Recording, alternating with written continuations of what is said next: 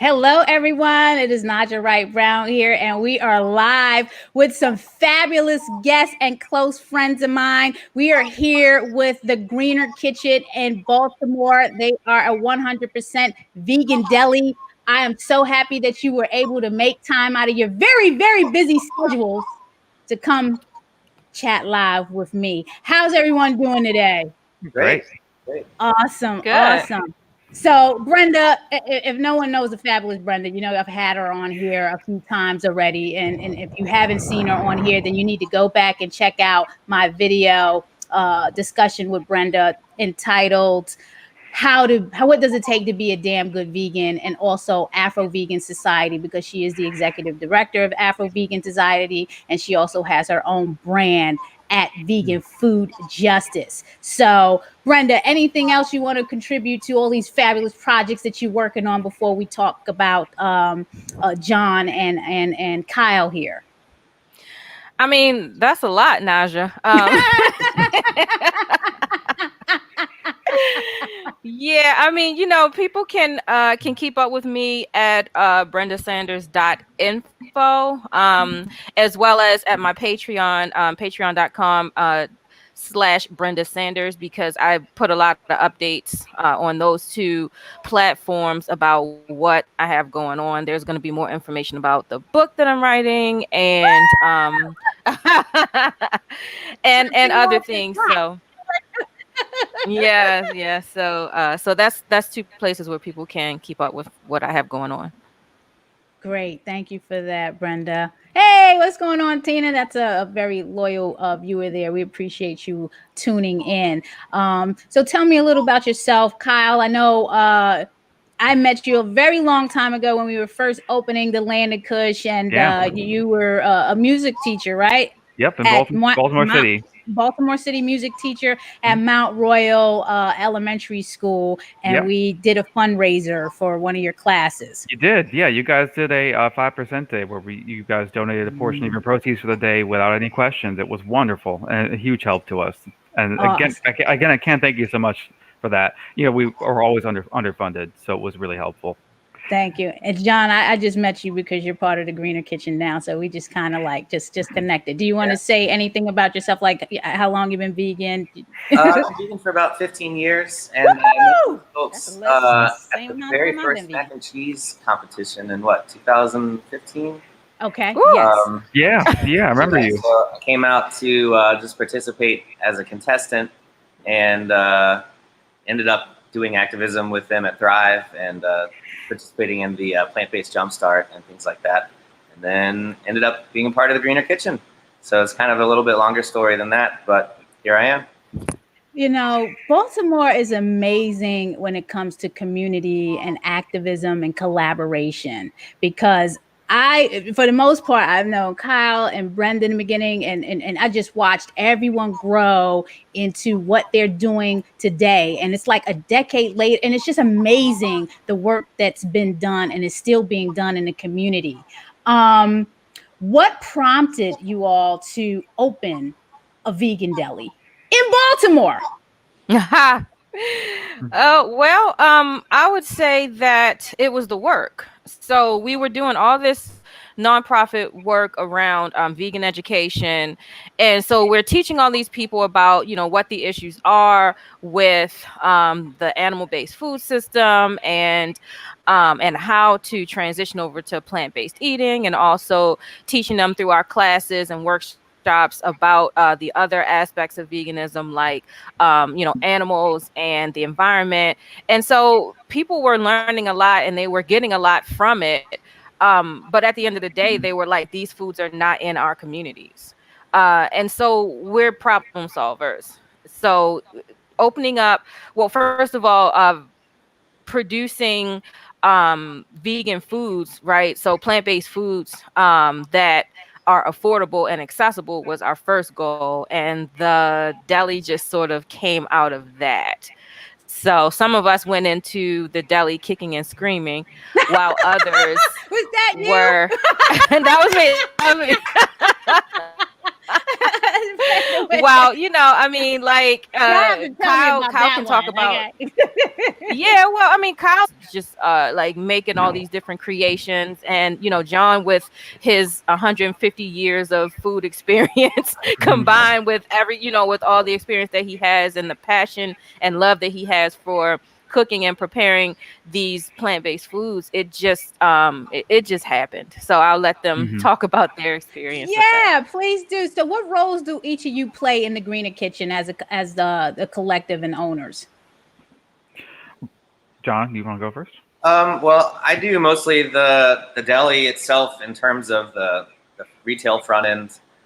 So that's like the pizzas and the hot sandwiches and the cold cut sandwiches and the wings and all that stuff. And so, I mean, our original plan was more just to have packaged goods available that people could come in, and then we'd have cheesesteaks available some days for people to buy. But we did a chicken and waffles event for our grand opening, and then long story short, ended up having to make our own chicken just because of the supply that's out there is pretty expensive. Right. And that was just such a hit that people demanded it every day they came. So we ended up having to do it every day, and now that's our biggest thing. And then like our pulled barbecue, similar story. We're here in Pigtown, so they do a big Pigtown Main Street Festival every year. That's getting a little more animal friendly now, but it's good, very pig centered, in its history. So we wanted to participate in that, but bring something vegan to the table. So we made our pulled barbecue, and then that was a hit. So that became a menu staple. So a lot of this stuff just kind of evolved as we went, and then brought us to where we are now here. You have some amazing food. I mean, from the beginning with the cheese, and I've told you a number of times, Brenda, that cheese, you can put it on a cracker. And if you can put a cheese on a cracker raw like that, you got the bomb ass cheese for real. And then the cheese steaks, you know what? My daughter, she can be picky, a picky eater. Those cheese steaks, like, it's a ritual. Like right now, we got her on a little detox diet, because she had some little stomach issues. But every Friday, the cheesesteaks. Like, you got the bomb ass cheesesteaks, hand down. Your cheesesteaks, yes. Thank you. The cheesesteaks. You're always here supporting us. The pizzas also. I hear such great things about I've had the pizza a couple of times, and it's just like you guys are rocking down there. I'm telling you, rocking. Kyle, what's your story? What are you doing? We initially, like Brenda said, we started with festivals and everything else, and all these foods came out of the need for that. I'm sorry, my phone decided to lose video just for you. Keep talking. You can figure it out while you're talking. Yes, I will. No, we made all these foods as a way to have these events and to reach out to the community and help people. And I mean, and then after we've been selling to restaurants wholesale for a few years now too, and so that's one of the reasons we did that, is because we wanted the foods to be accessible as possible. And to us, that means going through channels that already exist, right? Selling to people that have restaurants and institutions and such, to help get them more vegan options out there. That's always been our touchstone from the very beginning. And then because we decided free time is overrated, we were like, we can open a deli too. We had the space in front of the place we were making food, and we were like, why not? Let's do this. And that's fine that we said that at the time. You don't sound too confident about that. You think you just got in too deep. You got into that deep water. No, you just had to do it. We're in it now, and we're here. And people love the food, and we love that you all love the food. Like, it started with cheesesteaks at festivals, 6 years ago, and we're here now with our deli products that we're getting ready to launch and roll out on the East Coast and eventually national level in the next couple of years. And it's great. It's absolutely great.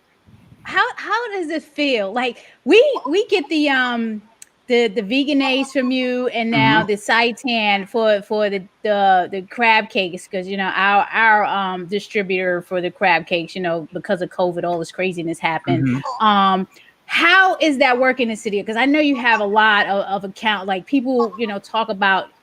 I deal with a lot of the restaurants, so everyone's always talking about the Greener Kitchen products. How does that make you feel as a food distributor in the community?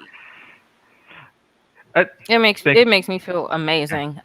Because I know it this does. is the mission. This is the Right. mission. The mission of the Greener Kitchen is to get plant-based foods out there, to really push plant-based foods out into spaces where they wouldn't normally be. And so that means into communities that don't normally have access, into restaurants that didn't formerly have a strong vegan menu, to wherever there isn't vegan food, we want it to be, and that was our mission. Now we were talking before the broadcast started about how your collective works. So Mhm. Brenda, you talked about your being the voice of the Greener Kitchen, why, and then the roles that John and Kyle play. You can speak on that Mhm. as well. But let's start with Brenda. Your role in terms of the face of Greener Kitchen in the community. Why is that so important? Because this is my community. It's my community where we work. For anybody who doesn't know my story, I was born and raised right in the projects of Baltimore City. Very poor, food access issues my whole childhood.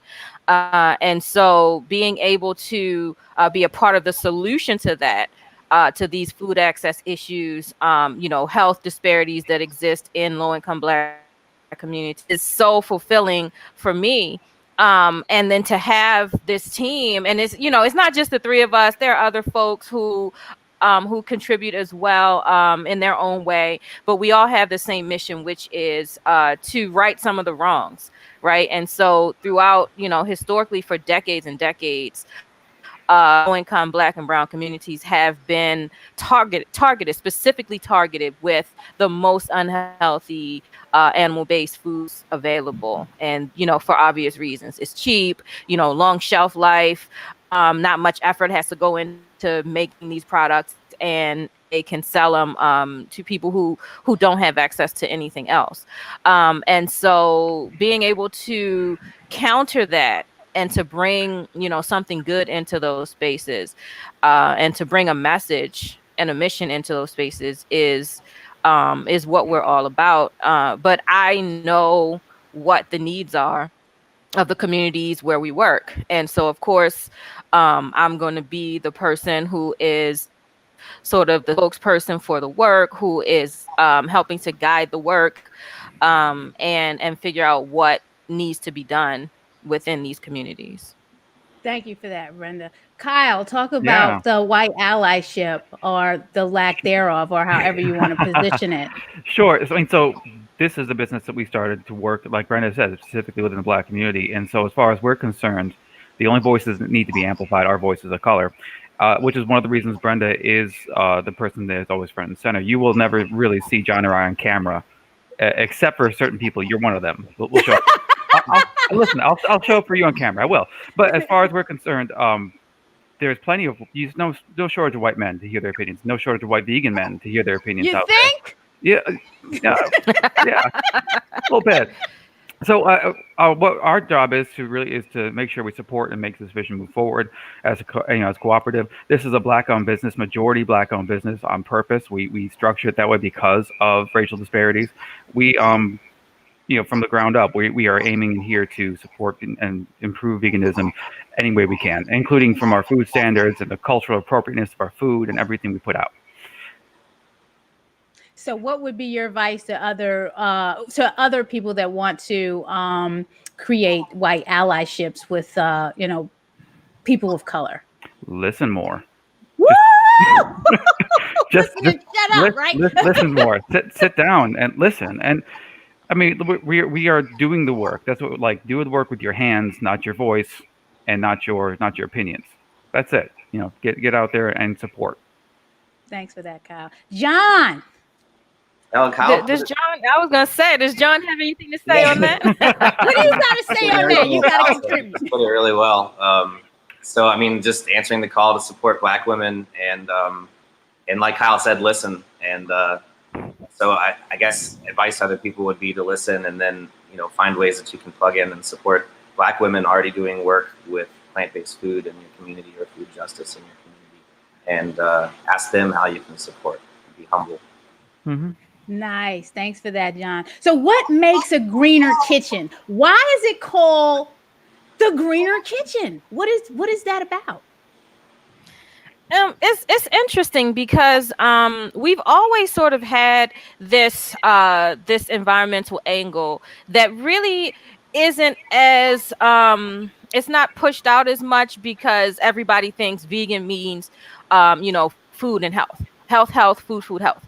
But there is a huge environmental angle to plant-based foods as well. It is the most climate-friendly food on the planet, and as we all know, we have a bit of a climate crisis. I mean, for those of us who acknowledge that that is true, I know that there's people who don't acknowledge that, but amongst all of us here, we acknowledge that there is a climate crisis. And although we do have like a whole other crisis that's going on right now, that's much more front and center. I mean, this climate crisis is not going away, and we have to do things in our own personal lives and as a community and as a society to try to remedy the problems that we as human beings have caused in on this planet. And so, I mean, this is just a greener way to eat. I mean, we all know the statistics. For anybody who's watching who doesn't know all the statistics about animal agriculture in general, it is a highly polluting industry. It pollutes on, at the air level, at the ocean level, and at the soil level. And so, we really need to be trying to come up with solutions and alternatives to the animal-based food system so that we can work towards actually having a planet to pass on to the next generation. Thank you for that. Are there any special things that you do in your restaurant to make it greener? Yeah. Can you guys talk about how we are trying to make it greener in the restaurant? Yeah, Kyle, why don't you take the lead on this one? Sure. Okay. So beyond having cuisine that is a lot better for the planet in the first place, which is 100% what we do, we reuse waste byproducts of certain processes, like say cooking beans. We use the cooking water from those to make products with. Nice. We compost, we recycle everything. And in general, we aim for the most sustainable package we can. Unfortunately, it's hard. Packaging is still hard in the industry these days, but we take every step we can. We even purchase power from solar companies. Nice. How are you navigating through the pandemic with the Deli? So I guess John or whoever wants to contribute to that. How is this working for you?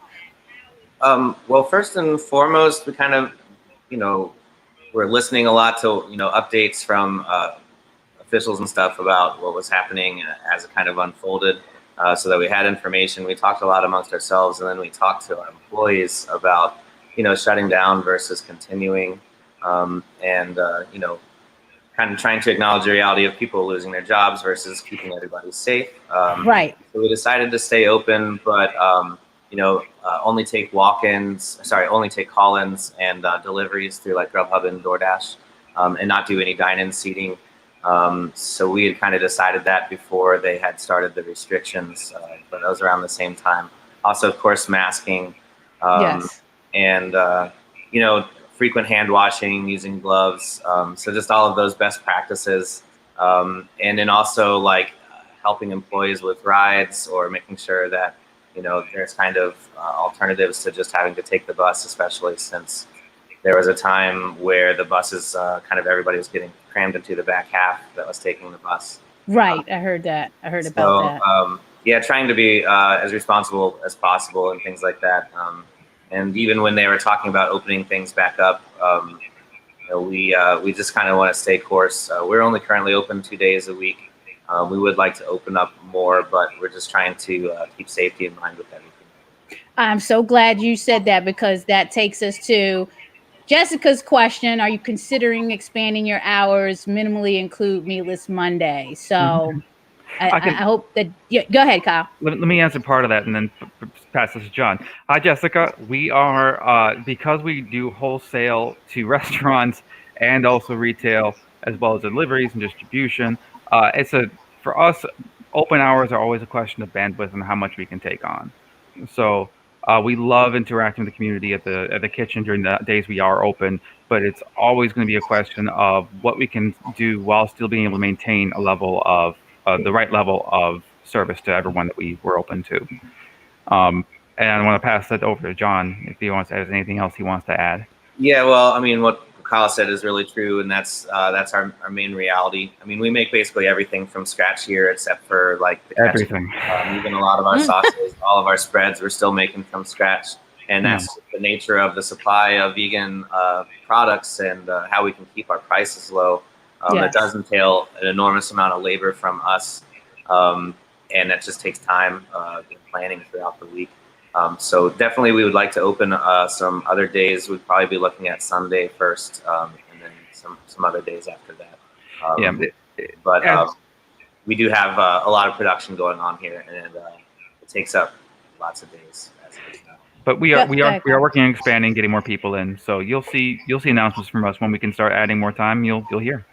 Awesome. Yeah, it's really a hard job running a restaurant, and then on top of that, you're running a wholesale distribution service. You know, a lot of times our loyal customers may not understand what goes on behind the scenes, and then you're making things from scratch. So the whole prep process is incredible. It is tremendous, and then people want more things on the menu. You know what? It's a major production, y'all. It is not a game. This is not like, you know, these spots that have the mechanical process stuff coming in and you can just boom, boom, boom, boom, boom. You're doing everything by hand, prepping by hand. It takes time. It takes labor hours. Lots of labor, lots of money to put this food out there like that. So so when people aren't open as long as you need them to be or when you need them to be, or they don't have all the items on the menu you need, understand this is not an easy hustle. That's why a lot of folks don't make it. Thank you for saying that, Naijha. Yeah, I it's think very important. people might think it seems to me that people think that the food just like magically appears out of nowhere, and they don't understand just how much effort goes into making the food and making it available. So I really appreciate you saying that. Thank you, Sydney. Yes, thank you. And it's hard work. Everybody is working their butts off out here. What are some of your top selling vegan items? I know we talked about the pizza, the cheesesteak, and the like. But what are your top three? If each of you were to pick one, which are the top three? I mean, for sure, the vegan chicken. I mean, the chicken that John crafted and came up with is just it's an amazing product. It is not a product that anybody has anywhere else because we make it ourselves at every stage. And by we, I mean John. And she's right. You know, and there's a lot that goes into our chicken. And so when people say like, wow, this reminds me of, you know, the chicken that I ate growing up, it's because it's been specially crafted to sort of, to fulfill the needs of people in the community who, I mean, we are right next door to a chicken spot. And like us. Exactly. Oh, yes, you are. Next door. We're like two doors down. Right, two doors. Right. No, we're so close to a chicken spot that people walk in to the Greener Kitchen thinking that they're walking into the chicken spot, and oftentimes like. And especially if I'm there, I'm like, no, come in. Just looking around like, I don't know what this is. And they're like, oh, I was trying to find a chicken spot. I'm like, we got chicken?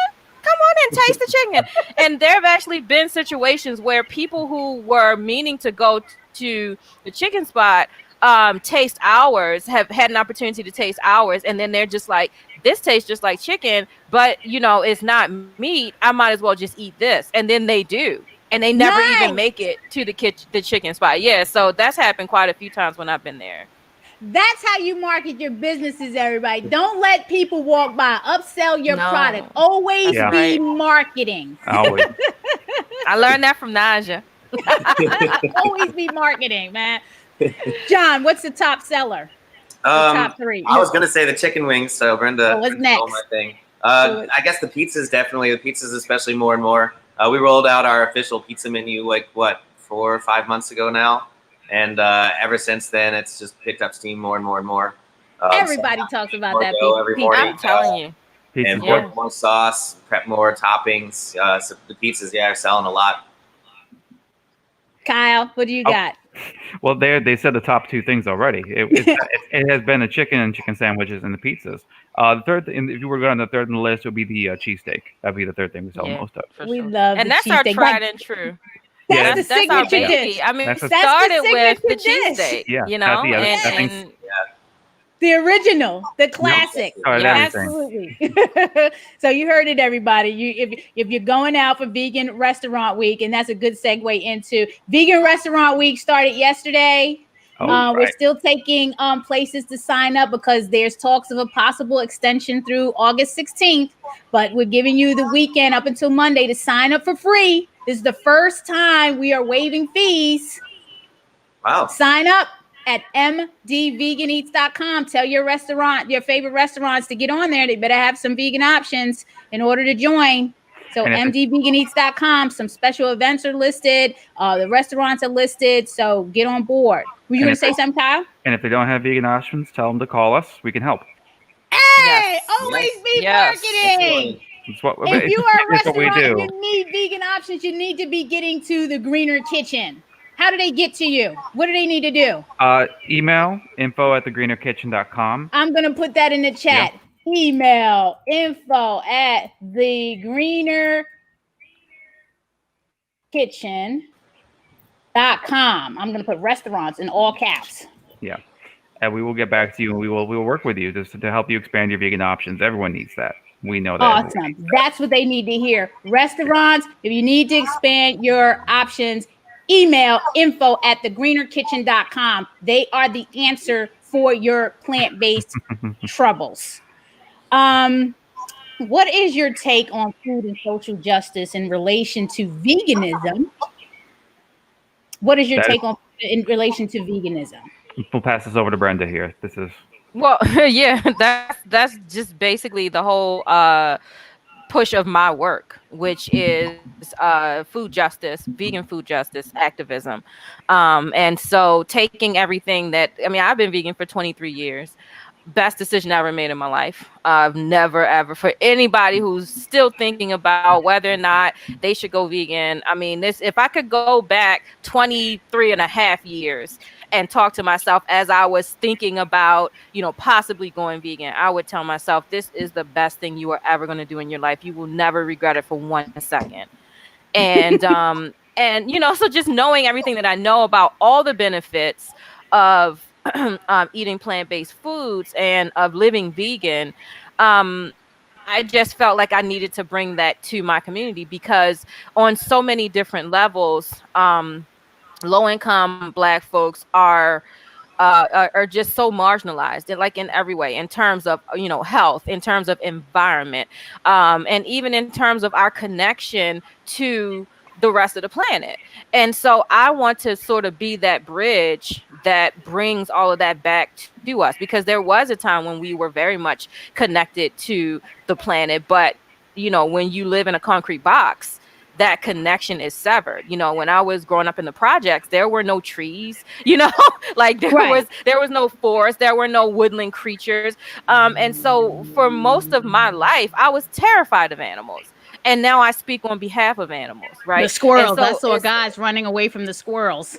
I tell you what, squirrels were scary. They were scary. We didn't understand squirrels. The toughest of guys are like, oh my God, a squirrel.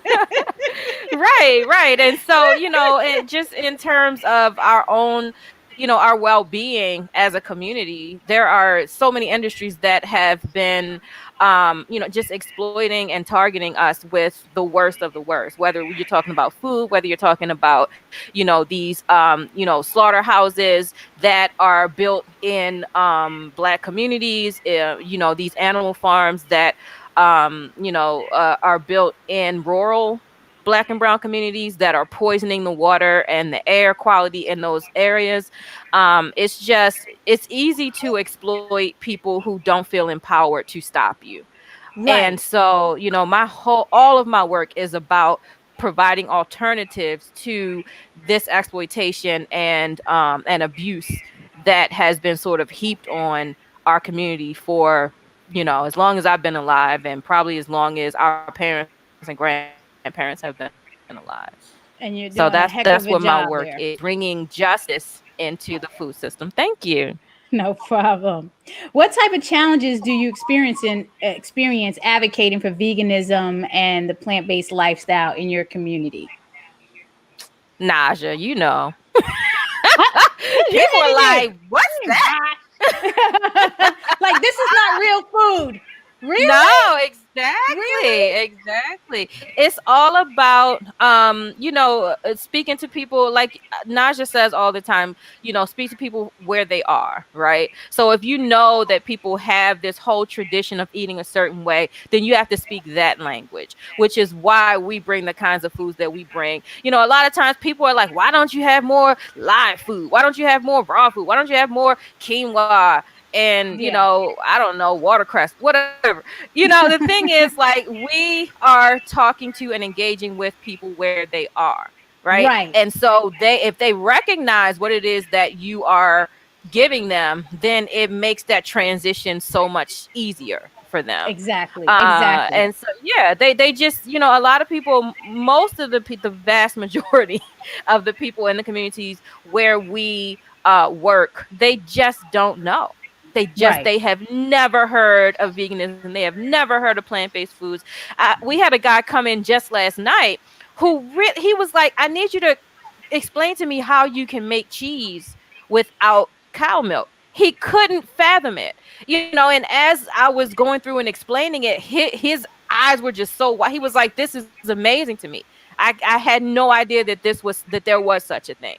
And there's so many people still in that situation where they just don't know. And so it's such a pleasure to be able to introduce this new information to people who just didn't know. And impact so many people's lives in a positive way. Yes, yes, yes. Any pleasurable or memorable advocacy experiences that you would like to mention? So on the journey, everybody had like over a decade, maybe close to 2 decades. What is like that memorable experience from each of you in this process? Well, I'll start because I'll let the guys think of, you know, like have a second to think. Are you asking about a personal experience, or like a work related, activism related? Like what kind of? Anything could be. If somebody you touch, somebody's life you touch, you know, a project you work, like anything that you can think of, and it's probably many, but that one that you was like, oh, this is what I work for. Yeah, I had one that happened actually pretty recently, like within the last year and a half. And it happened at the Greener Kitchen. Now, I've had lots and lots of experiences. I've been doing this activism since 2011. So, like, there's no shortage of people who've come to me, who've written to me, who've called me and said, like, the work that we do changed their lives. So we get lots and lots of stories like that. But this one story, I was in the Greener Kitchen, and this probably 20-something, you know, like mid to late 20-something Black woman, she walked in. She just walked in. She looked at the menu. She stood looking at the menu for like a full minute, and then she just turned around and walked back out. And you know, it was just one of those interesting stories, you know, where I just told a couple people like, yeah, this was interesting. This woman walked in, looked at the menu, and then just walked back out, never said a word. Well, the next day she came back in, and I just happened to be there again because, you know, I was always there. And so, you know, she walked in, and then she looked at me, and her eyes started to tear up. Like, Oh, wow. she was getting ready to cry. And I was like, are you okay? And she was like, I'm just so happy. She said, I just found out about veganism, and I never thought that I would be able to feed myself and my children this food. But coming in here and seeing what you're doing and looking at the prices, I now know that I can afford to feed my babies this way. And she cried, and I was crying, and it was just like this whole thing. And after that happened, I realized, like, this is it right here. This is the moment that tells me, yes, that I'm doing the right thing. Amazing. That is amazing. Thank you for sharing that story. John, Kyle, what do you have? You got to top that one. Yeah, we can't top that one. But we were there for that one too, so we can't top it. There has been nothing more validating than that experience. I mean, I personally felt validated by, like, Vegan Soulfest. We've had lines that have stretched forever, and it's been an amazing, exhausting experience. That's been wonderful. We've taught the classes I've taught before at Thrive with the plant-based jump starts have been great too. People who are so happy just to be able to feel empowered that they can actually make food. Like, I don't have to rely on expensive products to do this. I can do this. And then, but really, Brenda, I'm sorry. There's nothing better than what Brenda was describing. That is why we do the work. Awesome, John. What do you have? Yeah, very much. I mean, what Brenda is describing is like kind of the thing that feels powerful about being here at the Greener Kitchen. If I'm thinking about my personal experiences that are still related to the Greener Kitchen, I definitely have to think of Soulfest, because like Kyle said, there will be just lines of people. So many people come out. So everybody has vegan food, whether it's from us or from one of the other vendors. But then you just have a minute maybe to take a break or like get some water or walk around even. And there's just people everywhere. There's people dancing, there's kids playing, there's people, listening to a demo, and it's just a whole park. So that's pretty amazing. And then, things like the plant-based jumpstart at Thrive. We've vended food there. I've also just run a stand there. While Brenda's giving a talk, maybe people could come and buy cheese from me. And so, folks are coming out and learning about veganism for the first time, and then being amazed about, just cheese and stuff, kind of similar to what Brenda was saying. And it just feels really connecting. And, you can just kind of feel the impact being made. And, that's nice.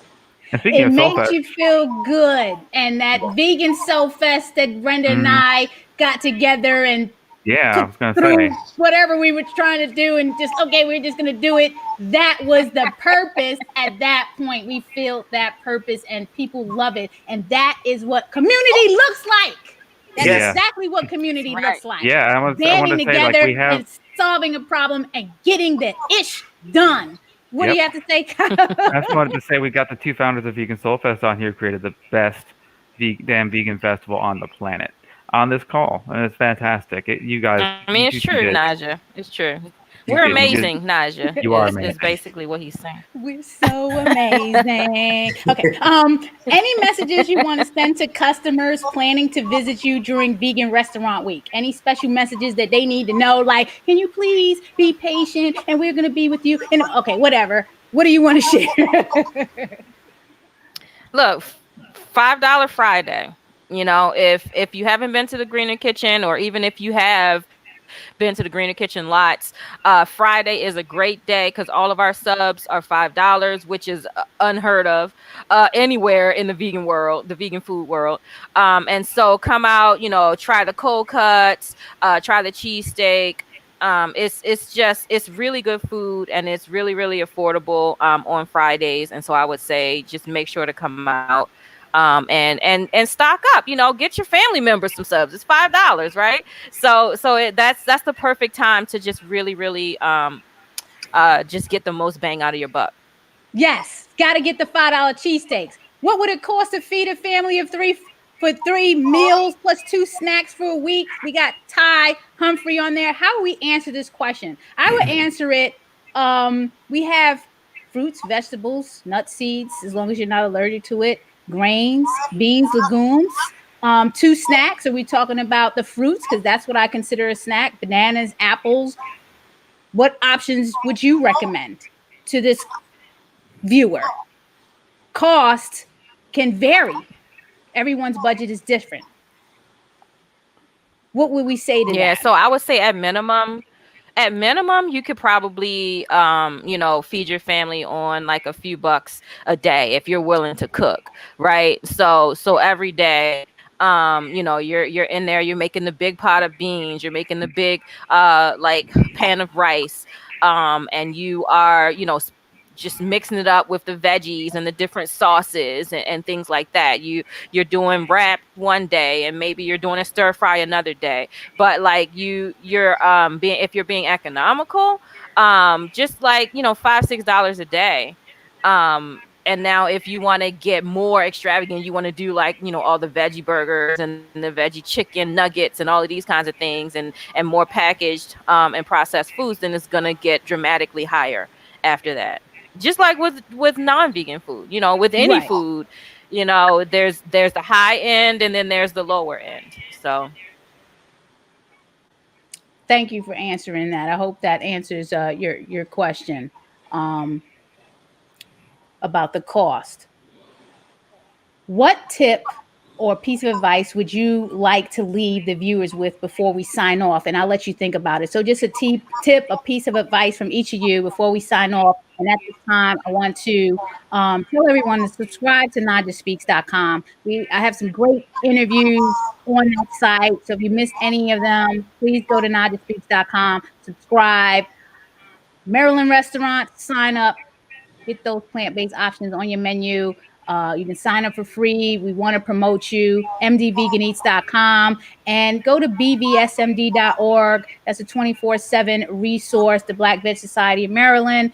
Opt into the email. We have a 20 fresh salad recipe guide that you can download for free. Thank you to our sponsors, Veg Fund, A Well-Fed World, Eat the Change, Women Funders in Animal Rights, and Jane Unchained News for allowing us to use her platform. What do you have? I would say that, you know, instead of judging people for not being vegan and not eating plant-based foods, try to think of how you can support people in being vegan and eating plant-based foods. And that's, you know, what my work is all about, is supporting people, giving them resources and the help that they need to transition. Thank you. John or Kyle? The tip I thought was more for people transitioning to vegan, and just be to pick like 1 or 2 or 3 of your favorite kind of comfort foods and practice cooking them, and you know, you'll kind of learn some important things on the way. Like for me, spaghetti with meat sauce is one of my favorite non-vegan. Woo! Can't right? go wrong And with so the spaghetti. I tried some of the veggie crumbles that they had 15 years ago, and ended up just learning how to cook tofu the way I wanted to make, you know, spaghetti and meat sauce that's vegan. You rock. Spaghetti is easy. Yeah. Mm-hmm. And I also wanted to tag on to the vegan restaurant week that we do have 18-inch pizzas for $15.99. They come with a free topping, and we are going to run some pizza specials if you keep an eye on our social media. What's the social media? Well, we're on Facebook at as the Greener Kitchen, and then we're on Instagram as the Greener Kitchen also. Awesome. I'll put that in the comments. Kyle? I would say, similar to what John and Brenda both said, anything you want, if you're looking to transition right now, there is no experience that you have right now that you cannot make vegan. There's nothing that you are missing that you cannot have in a vegetarian, in a plant-based way. So don't be afraid of losing anything. Don't be afraid of not being able to have the experiences that you love, because it's the experience we love. We don't love meat. We don't love dairy. We love the experience, usually the context around which it happens, the family gatherings and the comfort and everything else. So know that those things are all available in plant-based. That's right. I appreciate you taking your time out of your very, very, very thousandth, millionth busy schedule to come chat with me this morning. I wish you all well. Keep doing the incredible work. And for those of you out there in the Maryland area, especially Baltimore and the surrounding areas, get out to the Greener Kitchen this weekend, or no, next weekend, but next weekend, make sure you get out there Friday and Saturday and check them out. Until we talk again, everyone, be safe, be well, and mask on. Mask on. Mask on, yeah. Have a good day. Thank you. Thank you for having